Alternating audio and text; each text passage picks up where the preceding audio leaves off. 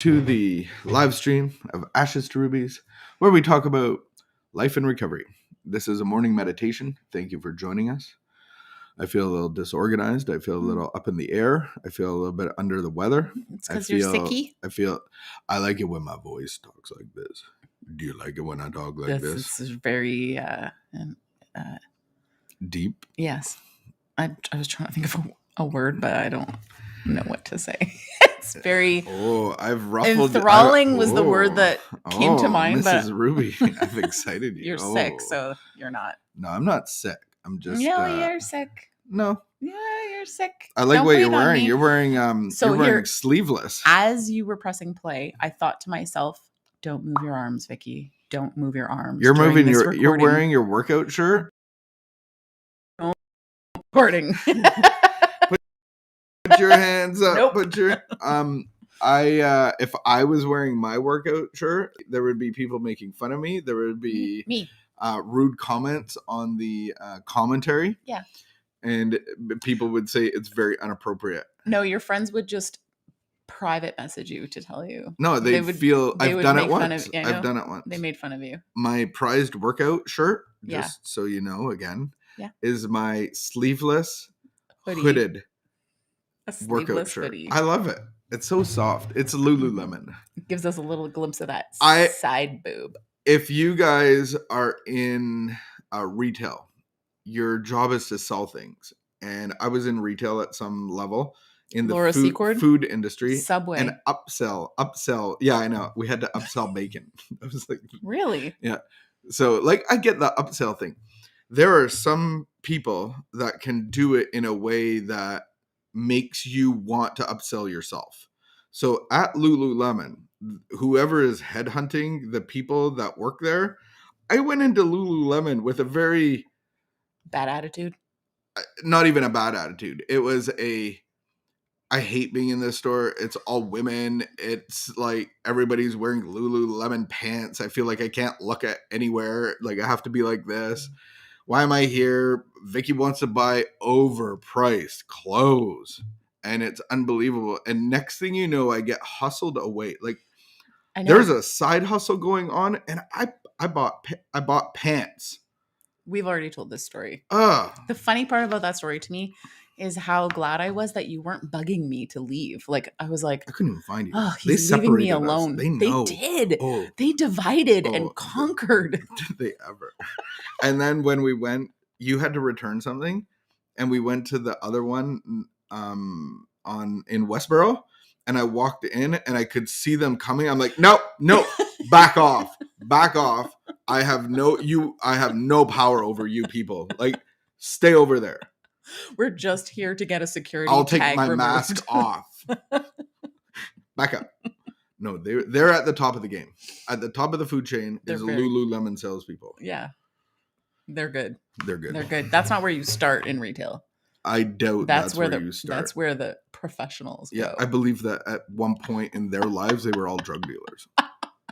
And that's where they got them from. Burrito Street. Probably not.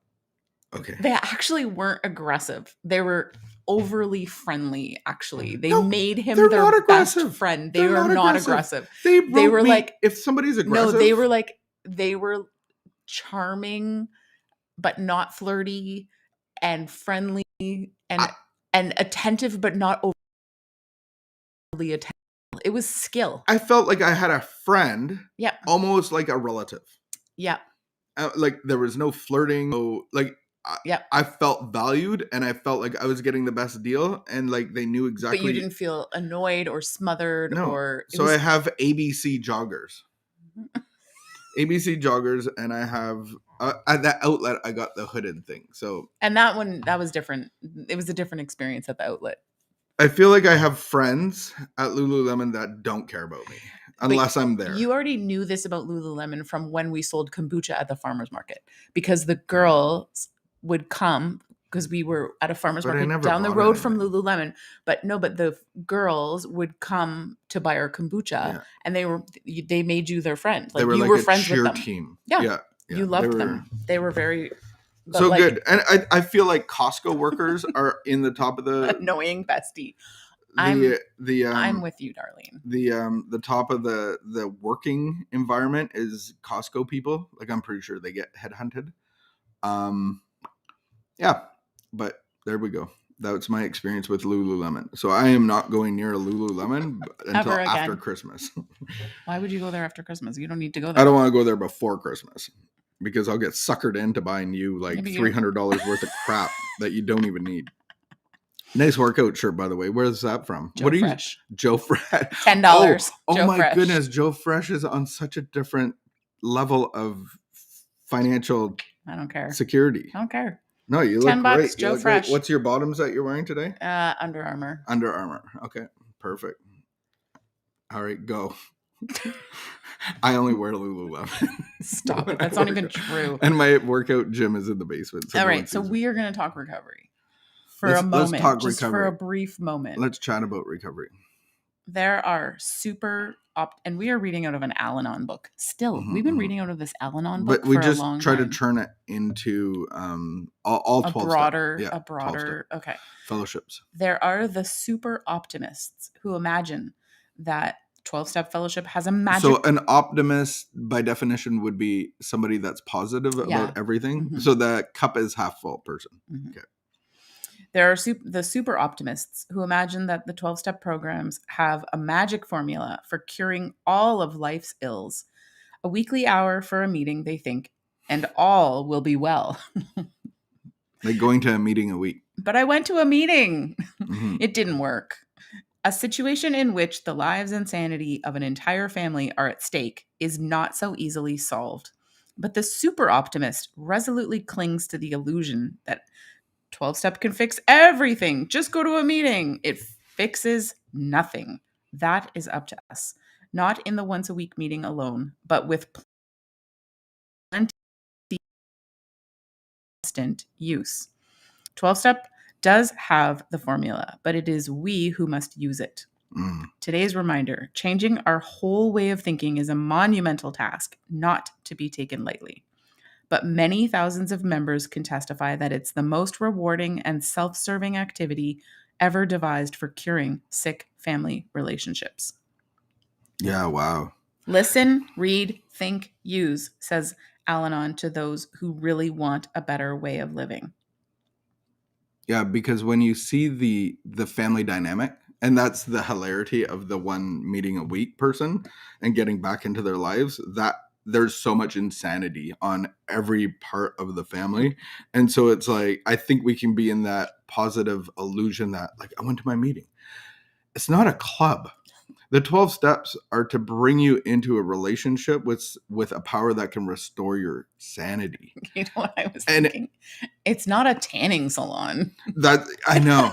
Like, it's like a club. It's not a club. So it's like, it has nothing to do with meetings. Although when I'm in recovery, I believe that meetings are a part of that, part of the fellowship.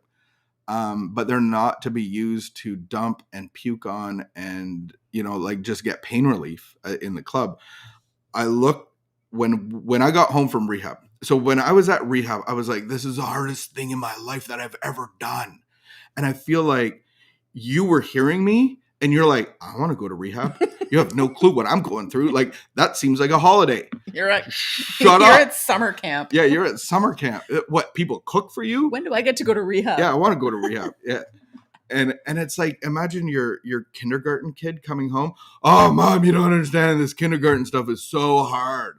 And it's like, that's how we can treat like the beginning of recovery. It's like, oh, I went to a meeting. It's so hard. Let's get back to life. And it's like, that's just the beginning. That's not even, I truly believe that recovery through a relationship with the recovery of the connection of God and the worship of God will transform your mind and take away your insanity. So the worship of alcohol, what I give my mind, my thinking, my actions, my money, my time, that's worship.